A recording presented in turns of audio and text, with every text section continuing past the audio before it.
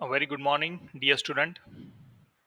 This was the new point which I am going to start today from the syllabus of Unit 2 related to the subject of pharmaceutical manufacturing technology.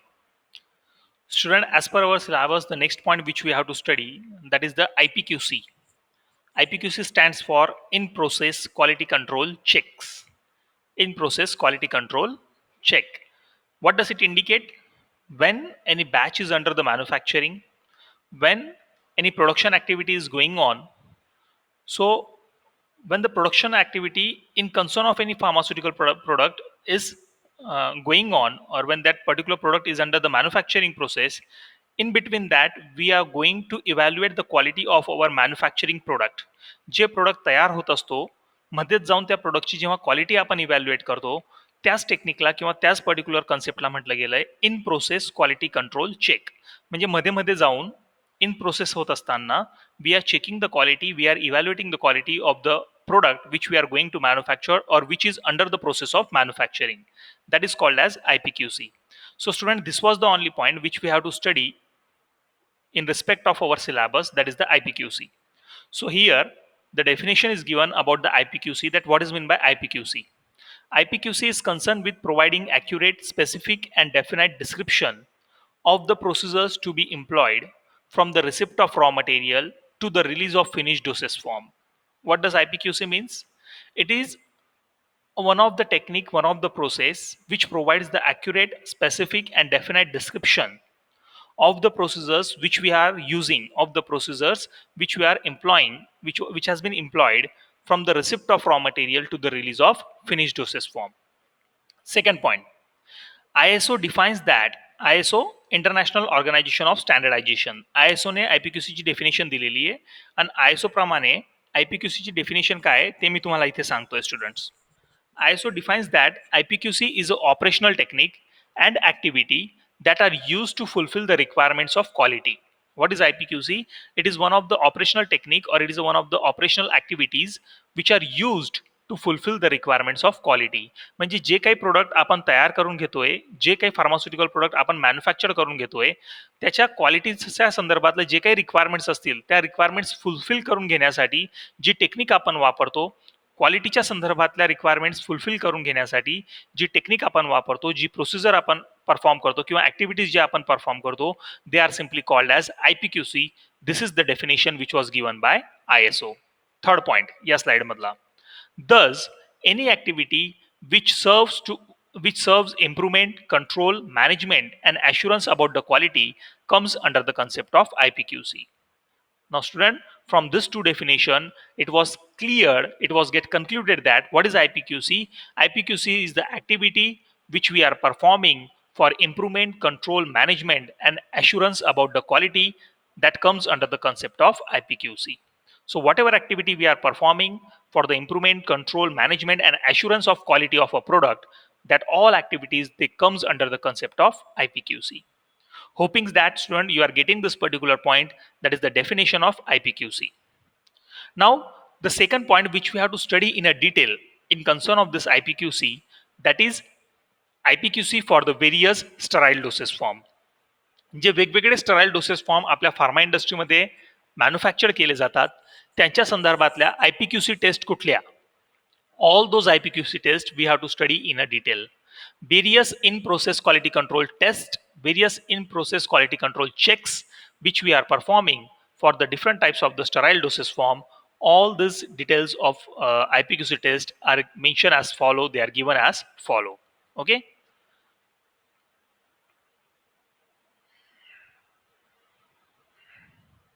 The first test, that is sterility test. The first one is the sterility test. Now student, try to understand the पहिली IPQC test जी आपण sterile product वर perform करत असतो, that is said to be a sterility test. Okay. Now I am going to explain you about the sterility test. First one, after sterilization it is necessary to check the sterility of the product. आपण जर का एखाद्या pharmaceutical प्रोडक्टवर label claim करतोय that it is a sterile product, आपण जर का एखाद्या pharmaceutical प्रोडक्टवर sterilisation method apply केली असेल, you know very well sterilisation कोणाला म्हणतात. सर्वात आधी हे समजून घेण्याचं हे समजून घेणं महत्वाचं आहे की स्टरलायझेशन म्हणजे काय. एखाद्या प्रोडक्टला जेव्हा आपण स्टराईल करतो किंवा त्याच्यावर स्टरलायझेशनची मेथड इम्प्लिमेंट करतो, म्हणजे आपण काय करतोय, we are trying to make that particular product 100% free from micro organism. We are trying to make that particular product 100% free from microorganism, and when you are applying the method in order to make the product 100% free from microbial load, at that time that method is called as sterilization method. आता एखाद्या pharmaceutical प्रोडक्टवर जर का तुम्ही sterilisation करून घेतलं असेल, sterilisation झाल्यानंतर whether that product is completely get sterile or not, तो प्रोडक्ट खरोखर स्टराईल झालेला आहे का नाही, तो प्रोडक्ट खरोखर 100% मायक्रो ऑर्गॅनिझम पासून फ्री आहे का नाही, हे इव्हॅल्युएट करून घेण्यासाठी, हे क्रॉस चेक करून घेण्यासाठी आपण पहिली जी आयपीक्यूसी टेस्ट परफॉर्म करतो ती म्हणजे sterility taste.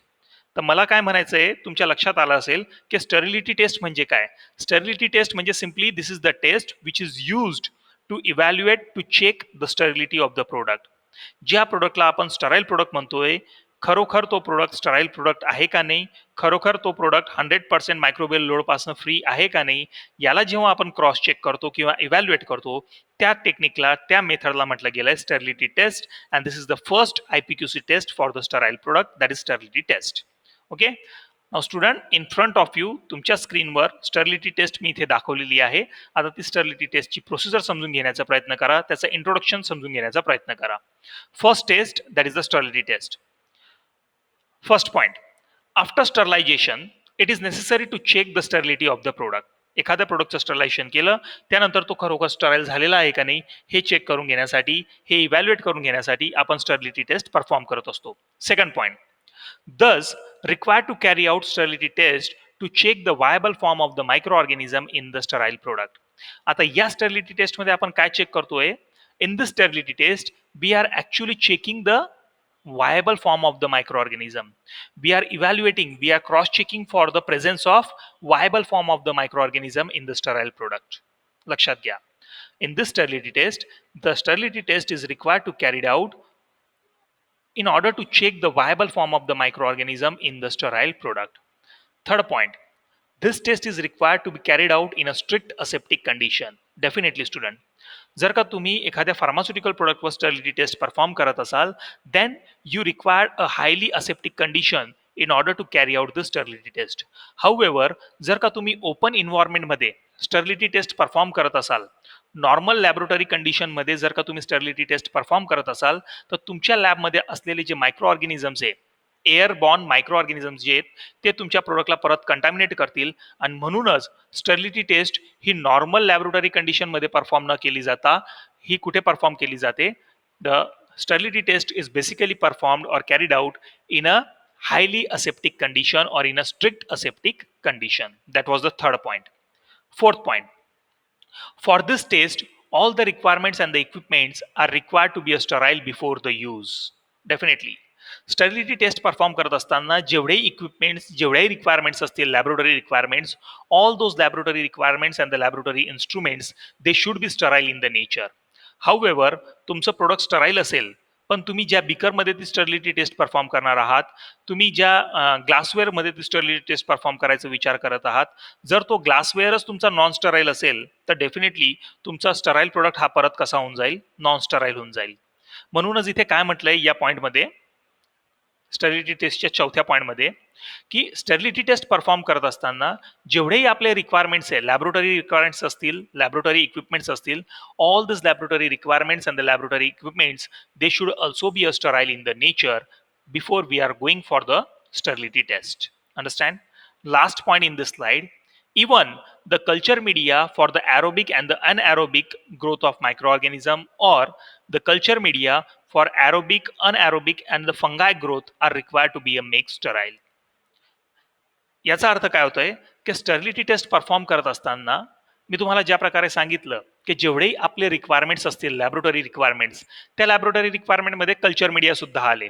We are making a use of and the different types of the culture media in order to perform the sterility test. Sterility test perform करण्यासाठी आपण वेगवेगळ्या प्रकारचे कल्चर मीडिया वापरतो, आणि जेवढेही कल्चर मीडिया आपण स्टेरिलिटी टेस्ट परफॉर्म करण्यासाठी वापरून घेणार आहोत, all those culture medias they should also be a sterile in the nature. म्हणजे जे काही न्यूट्रिएंट जे काही कल्चर मीडिया आपण वापरणार आहोत, for example soybean casein digest medium, okay, fluid thioglycolate medium, soybean casein आणि फ्लुइड थायोग्लायकोलेट हे दोन विशिष्ट प्रकाराचे कल्चर मीडिया आहेत जे आपण स्टर्लिटी टेस्टमध्ये वापरतो.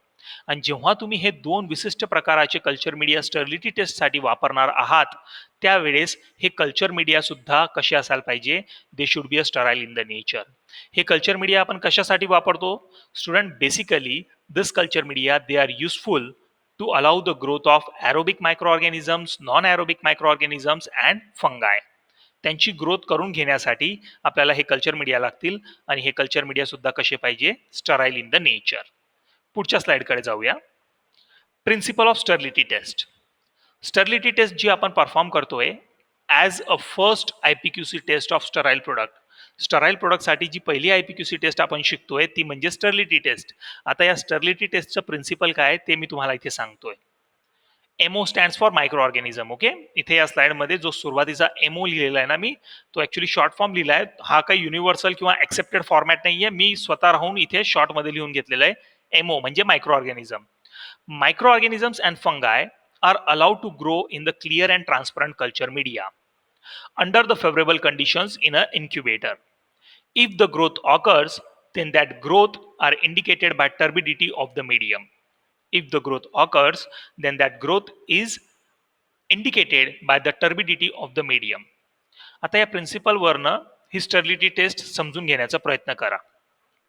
स्टर्लिटी टेस्टचा प्रिन्सिपल इथे तुमच्या समोर या स्लाइडवर दिलेला आहे. Microorganisms and fungi, they are firstly allowed to grow in a clear and transparent culture medium. Culture media जो आपण वापरतोय तो कसा आहे, क्लिअर आणि ट्रान्सपरंट. ओके, आणि त्याच्यात आपण कसली ग्रोथ करून घेण्याचा प्रयत्न करणार आहोत, मायक्रो ऑर्गॅनिझम्स आणि फंगायची ग्रोथ करून घेण्याचा प्रयत्न करणार आहोत under the favourable conditions which was provided in a incubator. आणि जर का समजून घ्या त्या क्लिअर आणि ट्रान्सपरंट कल्चर मीडियामध्ये मायक्रो ऑर्गॅनिझमची ग्रोथ झालीच, त्या क्लिअर आणि ट्रान्सपरंट कल्चर मीडियामध्ये मायक्रो ऑर्गॅनिझमची जर का ग्रोथ झालीच तर ती ग्रोथ कशी इंडिकेट होईल की तो जो clear and transparent culture media आहे ना तो टर्बिड होऊन जाईल, तो क्लाउडी होऊन जाईल. म्हणजे स्टर्लिटी टेस्ट परफॉर्म करण्याआधी जो कल्चर मीडिया आपण घेतला होता तो कसा होता, clear and transparent. Sterility test perform केली आणि त्यानंतर तो जर का जो clear and transparent culture media आहे तो जर का clear and transparent culture media जर तो क्लाउडी झाला, जर तो टर्बाइड झाला, म्हणजे क्लिअरचं रूपांतर कशात होतोय, फ्युझी डल डल अपिरन्स मध्ये होतोय. म्हणजे clear and transparent culture media जर का क्लाउडी झाला, टर्बाइड झाला, तर याचा अर्थ त्या कल्चर मीडियामध्ये मायक्रो ऑर्गॅनिझम आणि फंगायची ग्रोथ झालेली असेल. म्हणजे clear and transparent culture media जेव्हा टर्बाइड होऊन जातो, जेव्हा क्लाउडी होऊन जातो, तर ते क्लाउडी झालेलं किंवा टर्बिड झालेलं ट्रान्सपरंट कल्चर मीडिया काय इंडिकेट करतंय, it was indicating the growth of micro organisms and फंगाय. Student लक्षात आलं तुमच्या? तर प्रिन्सिपल स्टर्लिटी टेस्ट या टेस्टमध्ये आपण काय करतोय, आपण सुरुवातीला एक clear and transparent culture media घेतो. त्या क्लिअर ट्रान्सपरंट कल्चर मीडियामध्ये आपण आपलं स्टराईल प्रोडक्ट टाकतो ज्याच्यावर स्टर्लिटी टेस्ट करून घ्यायची आहे. कुठला प्रोडक्ट टाकतोय, स्टराईल प्रोडक्ट, कारण त्याच्यावर स्टरलायझेशन केलेलं आहे तर आपण त्या प्रोडक्टला काय म्हणू, स्टराईल प्रोडक्ट. पण आता तो खरोखर स्टराईल आहे का नाही हे चेक करून घेण्यासाठी आपण टेस्ट कुठली परफॉर्म करतोय, स्टर्लिटी टेस्ट. आता बघा, सुरुवातीला आपण clear and transparent culture media घेतला, त्याच्यात आपला स्टराईल प्रोडक्ट टाकला. स्टराईल प्रोडक्ट टाकल्यानंतर त्याला इन्क्युबेटरमध्ये ठेवलं. इन्क्युबेशन झाल्यानंतर जर का तो clear and transparent culture media cloudy झाला किंवा टर्बिड झाला तर याचा अर्थ काय झालं की आपण जे स्टराईल प्रोडक्ट त्याच्यात टाकलं होतं त्याच्यात मायक्रो ऑर्गॅनिझम असतील आणि म्हणूनच ते मायक्रो ऑर्गॅनिझम ग्रो झालेले आहेत. मायक्रो ऑर्गॅनिझम ग्रो झाले त्याच्यामुळे तो जो clear and transparent culture media होता तो टर्बिड झाला. येतंय लक्षात? That is the principle of sterility test. Understand student? So student, I have been explaining you two parts in concern of sterility test. First one, that is the introduction of sterility test, and the second one, that is principle of sterility test. Now student, I am going to explain you about the steps involved in the sterility test. Different steps which involves in the sterility test. Okay, here the steps are given in front of you on the screen. Following are the certain steps which are required to be carried out in a sequential manner. जेव्हा आपण sterility test perform करतो त्यावेळेस following are the certain steps which are required to be carried out in a sequential manner. First one, selection of sample from batch or the lots of formulation. Selection of sample from the batch or from the lot of sample. इथे form झालाय माझ्याकडनं FORM. Actually FORM न असता तो काय आहे FROM. Selection of sample from batch or lots of formulation. Okay. Now student, here the first step is given in front of you. First point, sample should be a true representative of the entire batch or the entire lot. Sample should be a true representative of the entire batch or entire lot. आता जे काही sample तुम्ही batch मधनं select करणार आहात, for example तुम्ही एका batch मध्ये 10,000 अँपूल बनवले. किती? 10,000 ampoules. 10,000 ampoule in the sense 10,000 sterile injections तुम्ही तयार केलेत. आता त्या 10,000वर जर का तुम्ही स्टर्लिटी टेस्ट परफॉर्म कराल, तर स्टर्लिटी टेस्ट परफॉर्म केली तर ती बॅच मार्केटमध्ये जाऊ शकते का विकायला? नाही. म्हणून पूर्ण 10,000 सॅम्पलवर तुम्ही स्टर्लिटी टेस्ट परफॉर्म करणार नाही. त्या 10,000च्या पॉप्युलेशन मधनं तुम्ही ठराविक अमाऊंटचं सॅम्पल काढाल. फॉर एक्झाम्पल 10,000 अँपूल मधनं आपण 100 अँपूल बाहेर काढू आणि त्या 100 अँपूलवर आपण स्टर्लिटी टेस्ट परफॉर्म करू. जर का त्या 100 अँपूलची स्टर्लिटी टेस्ट पॉझिटिव्ह आली, म्हणजे 10,000 ची बॅच साईज होती इंजेक्शनची, 10,000 अँपूल्स मधनं आपण 100 अँपूल्स बाहेर काढले. आता त्या 100 अँपूल्सवर आपण स्टर्लिटी टेस्ट परफॉर्म करणार आहोत. जर का समजून घ्या, जे 100 अँपूल आपण सॅम्पल म्हणून 10,000 मधनं बाहेर काढले होते, we are going to perform the sterility test on that 100 ampoules. If all those 100 ampoules passes the sterility test, then you can say that your batch of 10,000 ampoule passes the sterility test. म्हणजे 10,000 पैकी काढलेले जर 100 अँपूल sterility test pass करत असतील, तर त्याच्यावरनं आपण सांगू शकतो की आम्ही तयार केलेली जी 10,000 अँपूलची बॅच आहे ती पूर्ण स्टर्लिटी टेस्ट पास करते. येतंय तुमच्या लक्षात? सो पहिली स्टेप काय? Selection of sample from the batch or the lot of formulation. Okay. तर त्यातला पहिला पॉईंट काय की तुम्हाला सॅम्पल या प्रकारे सिलेक्ट करायचा आहे that it is a true representative of the entire batch. पूर्ण बॅचचं ट्रू रिप्रेझेंटेटिव्ह असायला पाहिजे. या प्रकारे तुम्हाला सॅम्पल कलेक्ट करायचं आहे. Okay. Second point, sample should be selected randomly as per the guidelines which are given in the IP 1985. Indian pharmacopoeia 1985 मध्ये सॅम्पलिंगची guideline दिलेली आहे की 10,000 अँपूलची जर बॅच असेल तर त्या 10,000 अँपूल पैकी तुम्हाला 100 अँपूल काढायचे आहेत आणि ते 100 अँपूल तुम्हाला कुठल्या प्रकारे सिलेक्ट करायचे आहेत. The procedure, the random selection of this 100 ampoule is given. The procedure is given or the procedure is mentioned in the guidelines of Indian Pharmacopoeia of 1985. तर ही झाली पहिली step, that is selection of sample. Second point, selection of quantity of sample from the container. Selection of quantity of sample from the container. For example, पहिल्या step मध्ये मी तुम्हाला सांगितलं की batch size किती अँपूलची होती किंवा किती व्हायल्सची होती. बॅच साईज होती 10,000 अँपूल्सची. एका बॅच मध्ये किती अँपूल, किती इंजेक्शन्स तयार केले आपण? 10,000 इंजेक्शन्स. आता अँपूल जे आपण जे अँपूल तयार करून घेतलंय, that ampoule is having a volume of 2 ml. त्याची व्हॉल्यूम कॅपॅसिटी किती आहे? 2 ml. तर त्या 2 ml मधनं किती मटेरियल घ्यायचं की ज्याच्यावर आपल्याला स्टर्लिटी टेस्ट परफॉर्म करायची आहे, त्यासाठी सुद्धा गाईडलाईन दिलेली आहे in the Indian pharmacopoeia of 1985. Student, हा पॉईंट समजून घेण्याचा प्रयत्न करा. पहिल्या पॉईंटमध्ये मी काय सांगितलं तुम्हाला की पहिल्या पॉईंटमध्ये आपण बॅच साईज मधनं सॅम्पल सिलेक्ट करतोय. 10,000ची बॅच साईज, त्याच्यातनं 100 अँपूल काढले. आता एका अँपूलमध्ये व्हॉल्यूम किती आहे? व्हॉल्यूम कॅपॅसिटी किती आहे एका अँपूलची? 2 ml. तर त्या 2 mlच्या अँपूलमधनं किती मटेरियल घ्यायचं? 1 ml घ्यायचं, 1.5 ml घ्यायचं का पूर्ण 2 ml घ्यायचं? त्याच्यासाठी सुद्धा गाईडलाईन दिलेली आहे इंडियन फार्माकोपियामध्ये. तर स्टुडंट, बेसिकली जेव्हा 5 ml किंवा 5 ml पेक्षा कमी व्हॉल्यूमचं अँपूल असेल तर आपण पूर्ण मटेरियल घेतो for the process of sterility test. जर का समजा 100 ml ची सलाईनची बॉटल असेल किंवा 1000 ml सलाईन बॉटल असेल, 1 लिटरची सलाईनची बॉटल मार्केटमध्ये असते. आता सलाईन बॉटल हेही स्टराईल फॉर्म्युलेशन्स आहेत. आता जर का समजून घ्या 1000 ml ची व्हॉल्यूम कॅपॅसिटी वाली सलाईन बॉटल असेल तर पूर्ण 1000 ml घेणार का तुम्ही स्टर्लिटी टेस्टसाठी? नाही. त्याच्यासाठी गाईडलाईन दिलेली आहे IP मध्ये. 1000 ml ची जर सलाईनची बॉटल असेल, 1 लिटर कॅपॅसिटीची जर सलाईनची बॉटल असेल तर त्याच्यातनं 100 ml म्हणजे 1000 ml पैकी किती घेतोय आपण? Only 100 ml is taken out और 100 ml is withdrawn out for the sterility test. 2 ml चा अँपूल असेल तर पूर्ण 2 ml मटेरियल घेतलं जाईल फॉर स्टर्लिटी टेस्ट. येतंय लक्षात? तर दुसरी स्टेप काय म्हणते, selection of quantity of sample. किती क्वांटिटीमध्ये सॅम्पल घ्यायचंय from a container. If the container is having the volume capacity of 2 ml, then you have to take a complete 2 ml for the sterility test. If the container is having a volume capacity of 1000 ml, then you have to withdraw 100 ml from that 1000 ml in order to perform the sterility test. That was the second step, student, selection of quantity of sample from container. Third step of sterility test. Sterility test साठी तिसरी step, preparation of culture media. Preparation of culture media. Student, basically, two types of the culture media are used in a sterility test. Sterility test perform करत असताना basically दोन प्रकारचे culture media वापरले जातात. The first one that is the fluid thioglycolate medium and the second one that is the soybean casein digest medium. पहिला जो culture media आहे तो कुठला, फ्लुइड थायोग्लायकोलेट मीडिया, आणि दुसरा जो आहे तो सोयाबीन केसिन डायजेस्ट मीडिया. आता पहिला फ्लुइड थायोग्लायकोलेट मीडिया.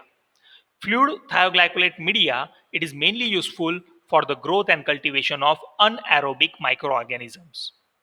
दोन प्रकारचे कल्चर मीडिया आपण वापरतोय स्टर्लिटी टेस्ट मध्ये. आता ते दोन प्रकारचे कल्चर मीडिया कुठले, फ्लुइड थायोग्लायकोलेट मीडिया आणि दुसरा आहे सोयाबीन केसिन डायजेस्ट मीडिया. तर फ्लुइड थायोग्लायकोलेट मीडिया मध्ये हा जो मीडिया आहे it is basically useful for the growth and cultivation of anaerobic microorganism. Anaerobic microorganism म्हणजे कुठले microorganisms, microorganisms which are able to grow in the absence of oxygen. Microorganisms which are able to grow in the absence of oxygen, such a microorganisms are called as anaerobic microorganism. आणि अशा anaerobic मायक्रोऑर्गॅनिझमच्या ग्रोथसाठी किंवा कल्टिवेशनसाठी जो culture media आपण sterility टेस्टमध्ये वापरतो त्या culture मीडियाचं नाव आहे fluid thioglycolate media. Second one, soybean casein digest media. दुसरा मीडिया कुठला आहे, soybean casein digest media. Soybean casein digest media it is basically used for the growth and cultivation of aerobic microorganisms and fungi. Aerobic microorganisms and fungi. Aerobic microorganism म्हणजे कुठले microorganism, microorganisms which are able to grow only in the presence of oxygen. असे microorganisms which are able to grow, which are able to cultivate in the presence of oxygen. ऑक्सिजनच्या प्रेझेन्समध्ये जे microorganism grow होतात किंवा cultivate होतात, such a microorganisms they are called as aerobic microorganisms. And student, for such a aerobic microorganisms we are making a use of culture media, that is soybean casein digest media, in the sterility test. Understand? So that was the second culture media, soybean casein digest media. Fourth point, or the fourth step of sterility test. Student, methods of testing. Basically ही जी sterility test आहे ना, जी आपण IPQC test म्हणून perform करतोय, basically sterility test is carried out with the help of the two different method. First one that is the membrane filtration method and the second one that is the direct inoculation method. आता बघा, sterility taste ही एक taste आहे आणि ही taste परत दोन प्रकारे perform केली जाते. पहिली मेथड म्हणजे मेम्ब्रेन फिल्ट्रेशन मेथड आणि दुसरी मेथड म्हणजे direct inoculation method. Don't be get panic, try to understand. It is a very easy topic, sterility test. खूप सोपा टॉपिक आहे स्टर्लिटी टेस्ट. स्टर्लिटी टेस्टसाठी काय काय आपल्याला करावं लागतंय, कुठल्या कुठल्या स्टेप्स आहे मी त्या तुम्हाला सांगितल्या. पहिली स्टेप म्हणजे selection of sample from the batch or from the lot. Then selection of the quantity of the material from the container. Third one, preparation of the two types of the culture media, soybean casein and fluid thioglycolate. Soybean casein for aerobic microorganism and fungi, while fluid thioglycolate is for anaerobic microorganism. आता दोन प्रकारे sterility test perform केली जाते. पहिली method म्हणजे membrane filtration method आणि दुसरी method म्हणजे डायरेक्ट इनॉक्युलेशन मेथड. ओके, पुढच्या पॉइंटकडे वळूया. First one, membrane filtration method. पहिली कुठली आहे, membrane filtration method. Student, I am going to explain you only one method. मी एकच मेथड एक्सप्लेन करणार आहे तुम्हाला स्टर्लिटी टेस्ट बद्दल. मेम्ब्रेन फिल्ट्रेशन आणि डायरेक्ट इनॉक्युलेशन या दोन मेथड आहे, पण या दोन पैकी मी एकच एक्सप्लेन करणार आहे, ती म्हणजे मेम्ब्रेन फिल्ट्रेशन मेथड. आता या मेम्ब्रेन फिल्ट्रेशन मेथडला कसं परफॉर्म केलं जातं, त्याची प्रोसिजर काय, ती मी इथे स्कीमॅटिकली मी पॉइंट वाईज मॅनरमध्ये न मेन्शन करता स्कीमॅटिकली मेन्शन करून ठेवली आहे. तर आता लक्षात घ्या, membrane filtration method. Here, the sterile product is firstly subjected for the filtration by using the membrane filter having the porosity of 0.45 micron.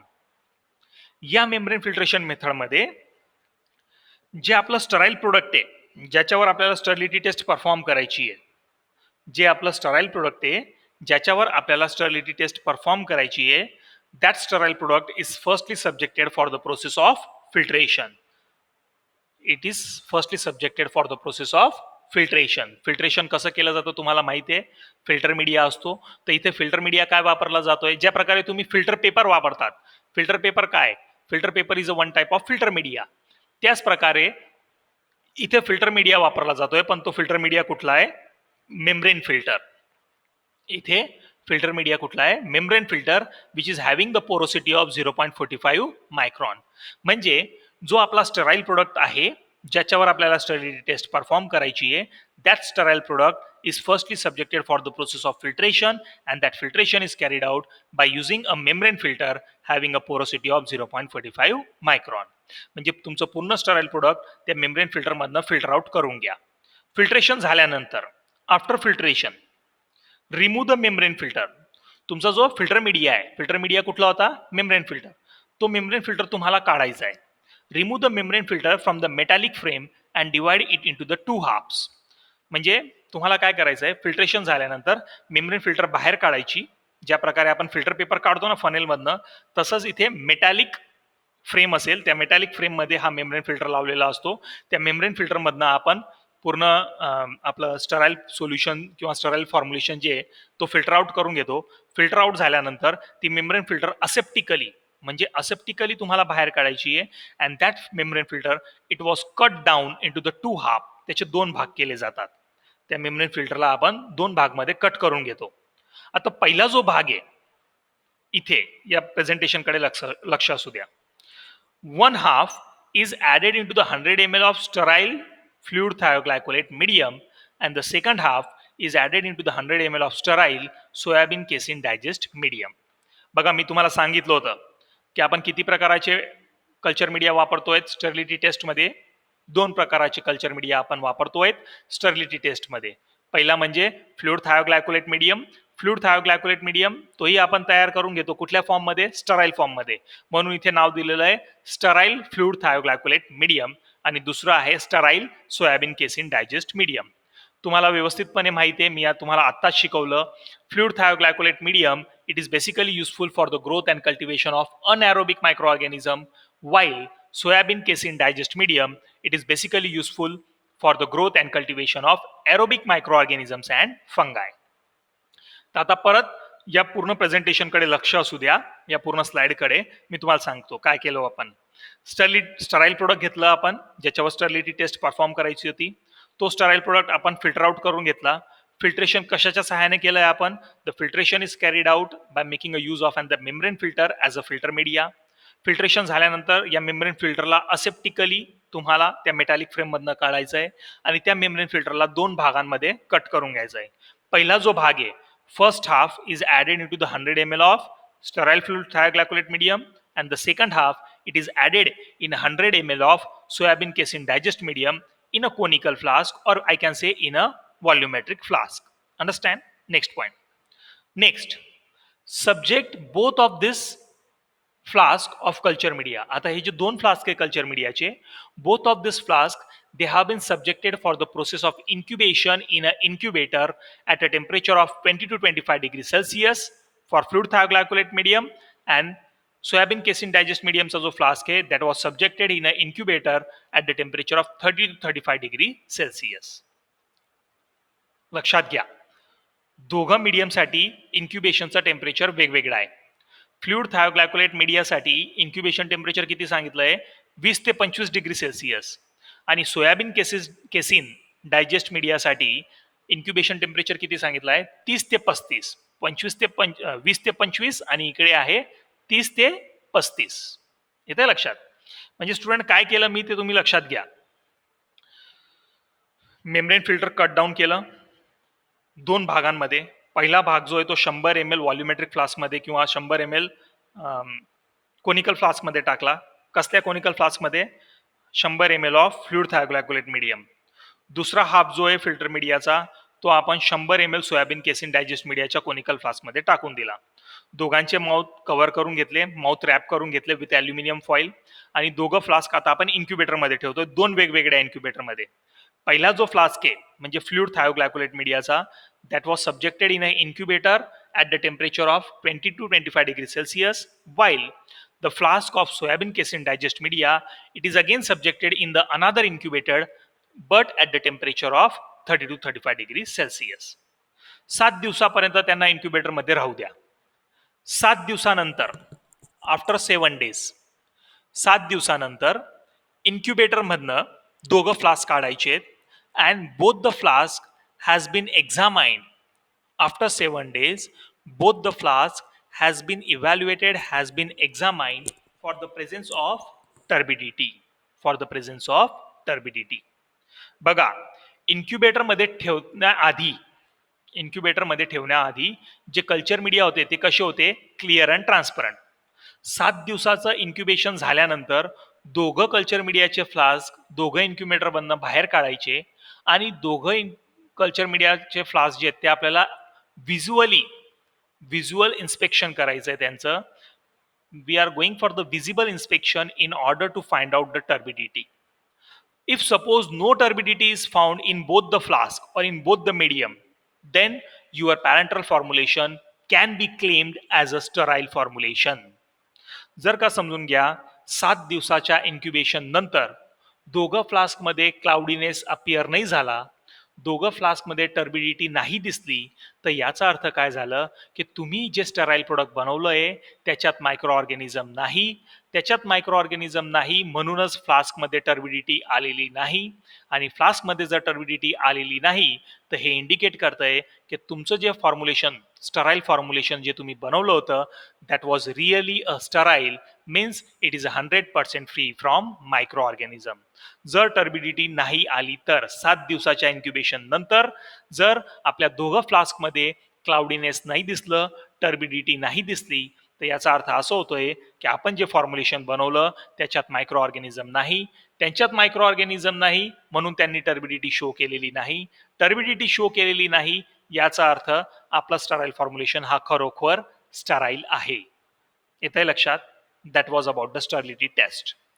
But हे तर मी पॉझिटिव्ह वेने सांगितलं.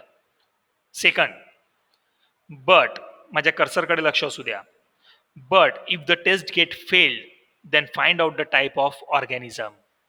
पण जर का समजा तुम्हाला टर्बिडिटी दिसली, फ्लास्कमध्ये टर्बिडिटी जर नाही राहिली तर अतिउत्तम, याचा अर्थ आपलं टेस्ट पास होतंय. पण जर का समजून घ्या कल्चर मीडियाच्या फ्लास्कमध्ये जर तुम्हाला टर्बिडिटी दिसली, जर तुम्हाला क्लाउडीनेस दिसलं, तर याचा अर्थ तुमची स्टरिलिटी टेस्ट फेल झालेली आहे. आणि जर का स्टरिलिटी टेस्ट फेल झालेली असेल तर कुठल्या प्रकारचा मायक्रो ऑर्गॅनिझम त्याच्यात तयार झालेला आहे किंवा कुठल्या प्रकारचा मायक्रो ऑर्गॅनिझम त्याच्यात कल्टिवेट झालेला आहे, that type of organism you have to find out. You have to find out that type of micro organism. For example, तुम्ही स्टरिलिटी टेस्ट परफॉर्म केली. स्टरिलिटी टेस्ट परफॉर्म केल्यानंतर जर का तुम्हाला सोयाबीन केसिन डायजेस्ट मीडियाच्या फ्लास्कमध्ये turbidity दिसली म्हणजे तुमची टेस्ट फेल झाली. याचा अर्थ त्या सोयाबीन केसिन डायजेस्ट मीडियाच्या फ्लास्कमध्ये मायक्रो ऑर्गॅनिझमची ग्रोथ झालेली आहे. आता कुठला मायक्रो ऑर्गॅनिझम त्याच्यात ग्रो झालेला आहे ते तुम्हाला फाइंड आउट करून घ्यावं लागेल. फॉर एक्झाम्पल कोलाय, कुठला मायक्रो ऑर्गॅनिझम? इश्चरिचिया कोलाय हा बॅक्टेरिया त्याच्यात ग्रो झालेला आहे असं तुम्हाला फाइंड आउट केलं तुम्ही किंवा असं तुम्हाला समजलं. परत सेकंड टाइम ती टेस्ट परफॉर्म करायची. आफ्टर फर्स्ट फेल्युअर, आता पुढच्या पॉइंटकडे लक्ष असू द्या.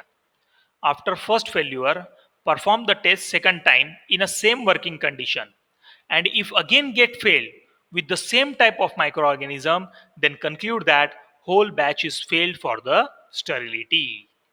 आता पहिल्यांदा टेस्ट फेल झाली होती आपली. पहिल्यांदा टेस्ट फेल झाल्यानंतर त्याच्यात कुठल्या प्रकारचा मायक्रो ऑर्गॅनिझमची ग्रोथ झाली आहे ते आपण फाइंड आउट करून घेतलं. मी ज्या प्रकारे तुम्हाला एक्झाम्पल सांगितलं की जर समजून घ्या, पहिल्यांदा आपली टेस्ट फेल झाली, फेल झाल्यानंतर आपण त्याच्यात कुठला मायक्रो ऑर्गॅनिझम ग्रो झालाय आपण ते फाइंड आउट करून घेतलं आणि इश्चरेशिया कोलाय, ई कोलाय नावाचा मायक्रो ऑर्गॅनिझमची ग्रोथ त्याच्यात झालेली आहे हे आपल्याला समजलं. परत ही स्टॅबिलिटी टेस्ट परत परफॉर्म करायची. After the first failure, perform the sterility test for the second time in a same working condition.